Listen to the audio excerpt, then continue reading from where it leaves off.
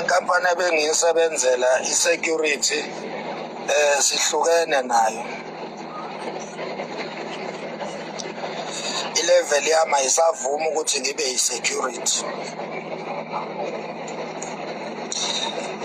Angikucaciseke lokho ukuthi angiyekanga, yiyona engixoshile. Ngingakujabulela mina lokho.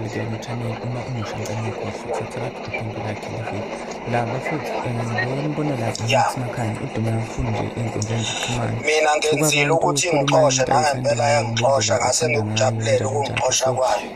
Inkampani ye-security ebengiyisebenzela. Uye wakhuluma-ke iy'ndaba zasendlini wakhuluma yonke into ayithandayo, nathi yena-ke uyayazi. So nakhu-ke sesimthola-ke la esezo-announce ukuthi manje ngisebhanoyini, ngiyaphuma la eMzansi, ngiya overseas, isimfaka indlela e-United States of America, noma izenzo zakhe ezimuholele lapho ekuthenini agcine efakwa ngiyalahlala khona uGcwami ongelamayo, my younger brother. nokushiya enkampanini noma-ke nokukhishwa Seyisukile-ke ohlwini iLisa, labantu-ke abaqashiwe beqashwe izotake over.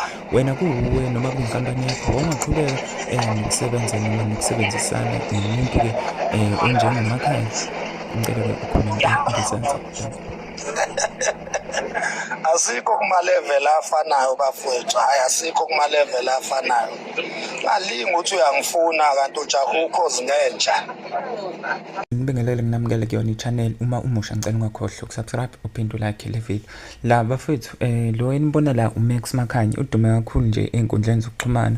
Thuka abantu ukhuluma into ayithandayo ngendlela athanda ngayo njalo. So esigabeni-ke noma-ke esigigabeni sokugcina uye wakhuluma-ke iy'ndaba zasendlunkulu, wakhuluma yonke into-ke ayithandayo, nathi yena-ke uyayazi. So kwaya nakhu-ke sesimthola-ke la esezo-announce ukuthi-ke inkampani le akade eqashwe kuyona, i-security company le akade eqashwe kuyona, isimfaka indlela.